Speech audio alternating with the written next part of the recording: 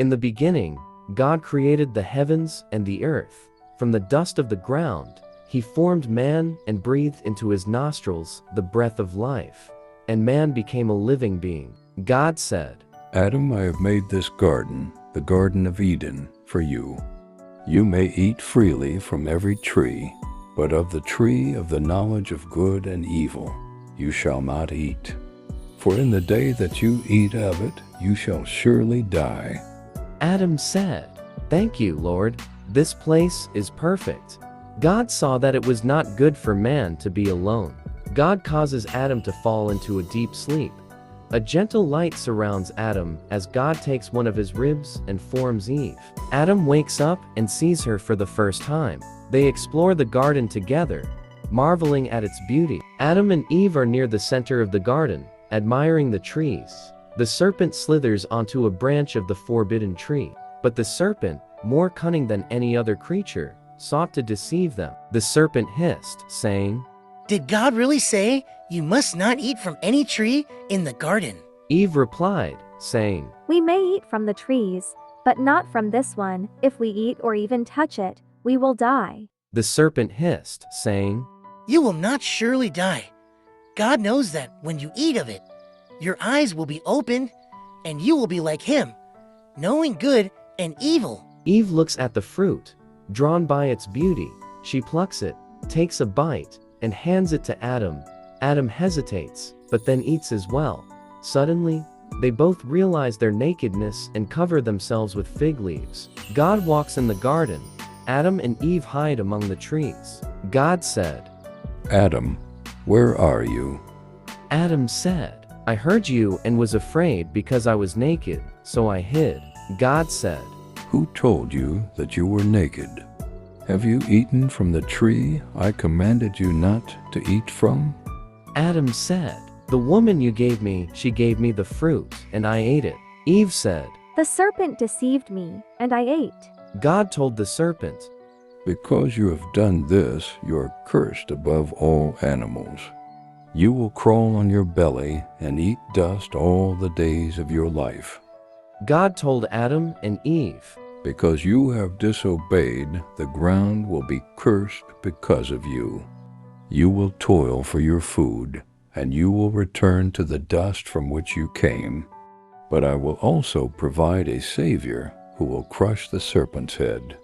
And so, Adam and Eve began their journey outside Eden, carrying with them the promise of redemption.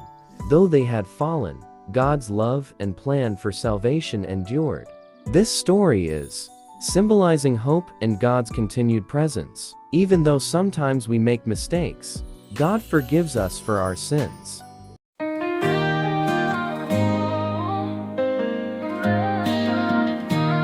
There was Adam in the garden, walking with the Lord. Eve by his side, the beauty he adored. Noah built a shelter, a refuge from the rain, a promise in the rainbow, the world would heal again. Oh, these stories of the ages, they echo through the skies. Faithful hearts and broken ones, the tears and battle cries. From the garden to the cross, through the deserts and the sea, the God of every story is the one who sets us free.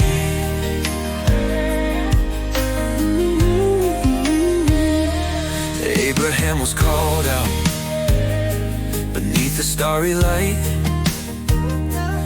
Isaac on the altar, but the ram made it right. Moses saw a burning bush, his sandals off the ground. Through the sea he led his people, as freedom's song resounds. Oh, oh, these stories of the ages, they echo through the skies. Faithful hearts and broken ones, the tears and battle cries. From the garden to the cross, through the deserts and the sea. The God of every story is the one who sets us free.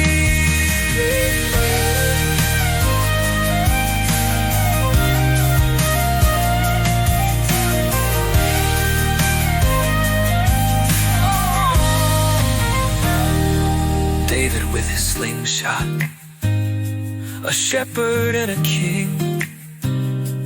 Esther's courage rising for the life she'd bring. Mary said, behold me, a mother to the Lord. And Jesus bore the burden of a love we can't afford. Paul went out to preach the word, the good news in his hand. John had visions on the isle of the promised Holy Land. Ruth was true and faithful, Naomi's loyal friend.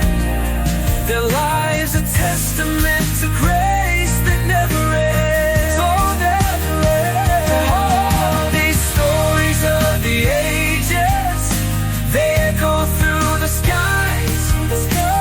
Faithful hearts and broken ones, the tears and battle cries. The God to the cross, through the deserts and the sea.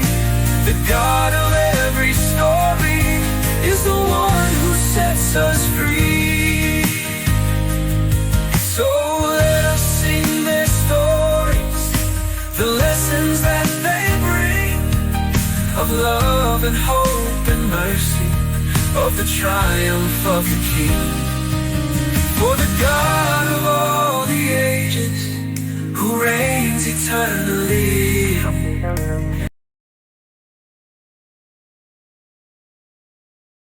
In the land of Egypt, where the Pharaoh ruled with an iron fist, the Israelites lived in bondage and despair. But from the river came a story of hope, one that would change the course of history. A mother, desperate to save her child, placed her son into a basket and set him afloat on the Nile River.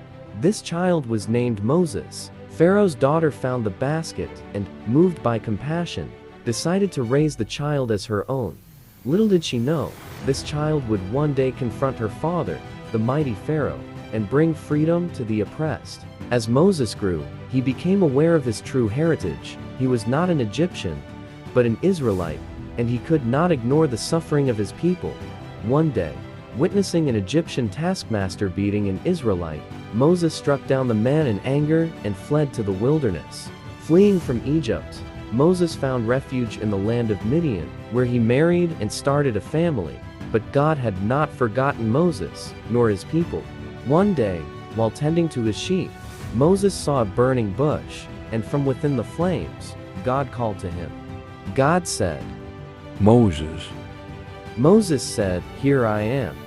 God said, I have seen the suffering of my people in Egypt, and I have heard their cries. I am sending you to Pharaoh to bring my people out of slavery. Moses said, But who am I, Lord, to go before Pharaoh?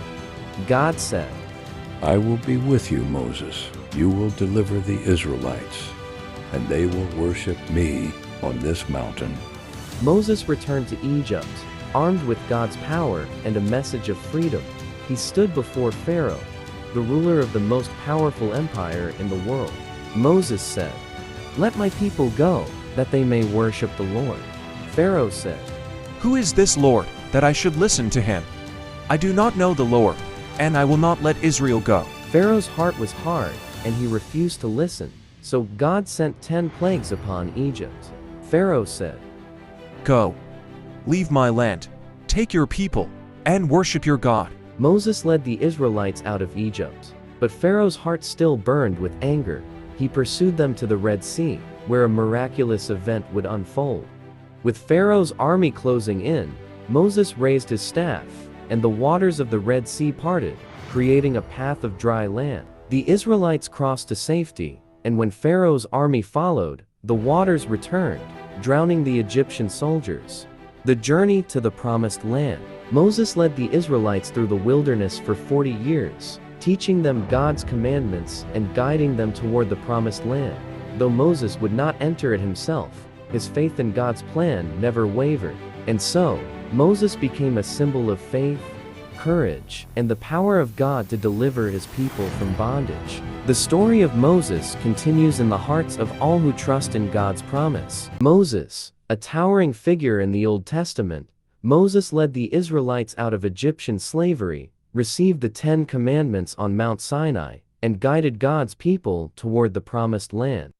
Job, the central figure in the book of Job, his story explores the nature of suffering, faith, and God's sovereignty. Solomon, the son of David and Bathsheba, Solomon became Israel's wisest king, known for building the temple and authoring much of the wisdom literature like Proverbs and Ecclesiastes. Isaiah, one of the major prophets, Isaiah delivered profound messages of judgment and hope, including prophecies of the coming Messiah. Daniel, known for his unwavering faith, Daniel survived the lion's den and received prophetic visions about the future of God's kingdom. These figures highlight the themes of faith, covenant, leadership, and God's faithfulness throughout the Old Testament. Moses is most famous for leading the Israelites out of slavery in Egypt, a story known as the Exodus. After being rescued as a baby, Moses grew up in Egypt and later fled to Midian. God appeared to him in a burning bush, instructing him to return to Egypt and free the Israelites. The story of Job is about a wealthy and righteous man who faces severe suffering and loss. In the book of Job, God allows Satan to test Job's faith by taking away his wealth, health, and family. Eventually, God speaks to Job, revealing that human understanding is limited and that God's ways are beyond comprehension. Job humbly accepts his limitations and repents for questioning God. In the end, God restores Job's fortunes, giving him even more than before. Solomon is also known for asking God for wisdom, which God granted, making him renowned for his fair rule. He built the temple in Jerusalem, which became the center of Jewish worship, and his reign brought wealth and prosperity to Israel. One of the most powerful and significant stories involving the prophet Isaiah is his vision of God in the temple and his call to be a prophet, which is found in Isaiah 6. In this story, Isaiah has a vision of God seated on a throne, high and exalted, surrounded by seraphim, angelic beings who are praising God, saying, "Holy, holy, holy is the Lord Almighty. The whole earth is full of His glory." Daniel, a young Hebrew man, is taken into captivity in Babylon during the reign of King Nebuchadnezzar. Despite being in exile, Daniel remains faithful to God and rises to a high position in the Babylonian and later Persian governments due to his wisdom and ability to interpret dreams. I am Shadrach. Once I was just a man, but now I am a testament to faith.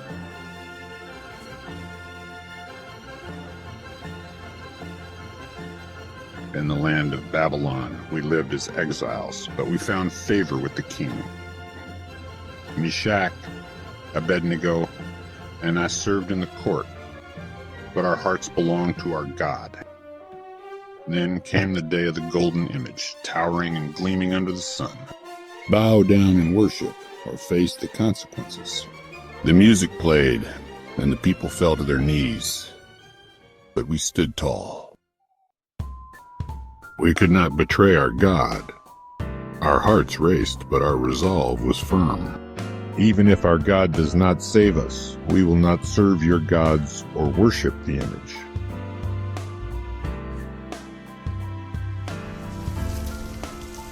The king's face contorted with rage. The furnace roared 7 times hotter. As we fell into the flames, peace washed over us. We were not alone.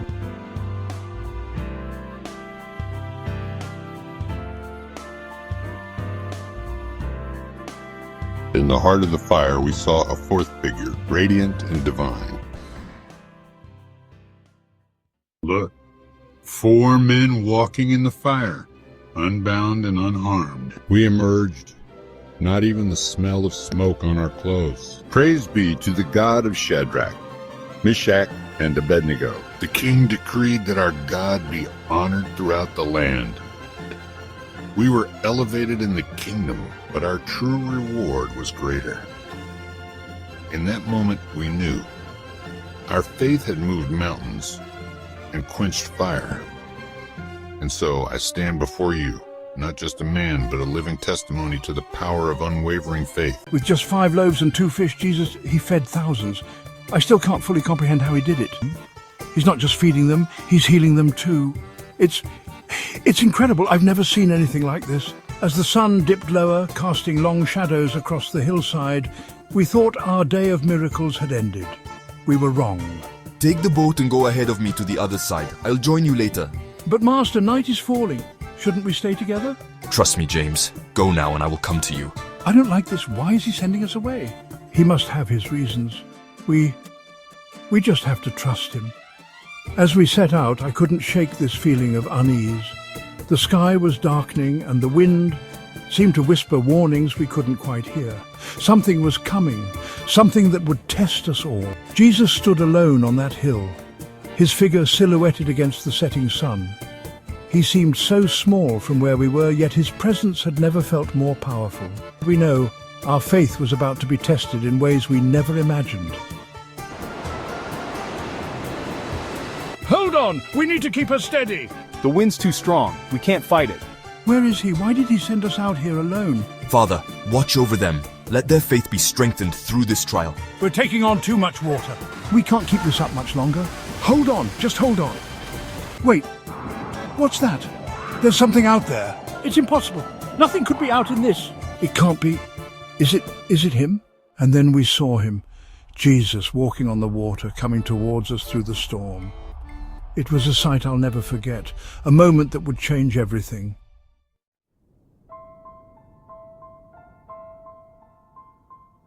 The night, it descended on us like a shroud. The wind picked up, and the sea began to churn beneath us like a great angry beast. We need to turn back. We can't, the shore is too far now. Hold on, brother.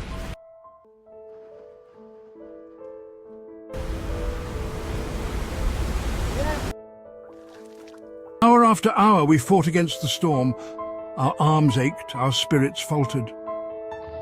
Look, what is that? It's a ghost! Take courage. It is I. Don't be afraid. Lord, if it's you, tell me to come to you on the water. Come. Peter, no! You'll drown! Have faith, brother. And just like that, the impossible became possible once again.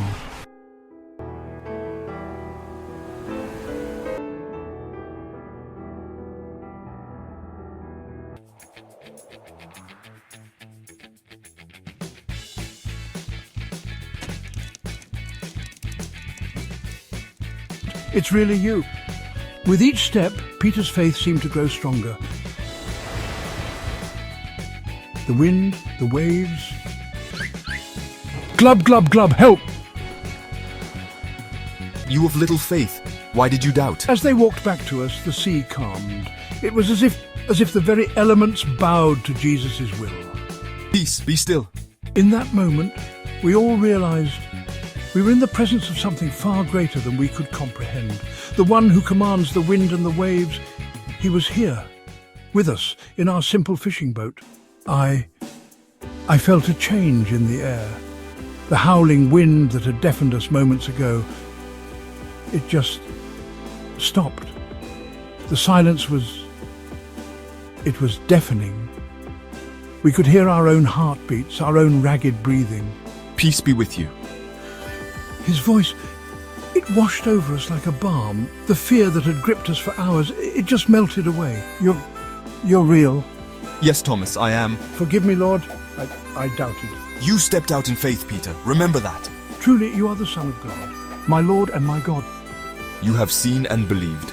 Blessed are those who have not seen and yet have believed. His words, they seemed to echo across the water, across time itself. I knew then that our lives would never be the same. Sometimes faith means stepping out of the boat, and sometimes It means trusting the hand that pulls you from the waves. Well, brother, I don't think I'll ever complain about a little rain again. Now we had seen him walk on water. Jesus, our teacher, our friend, truly the Son of God. In that moment, as we sailed towards shore, I knew our journey was far from over. It was, in many ways, just beginning.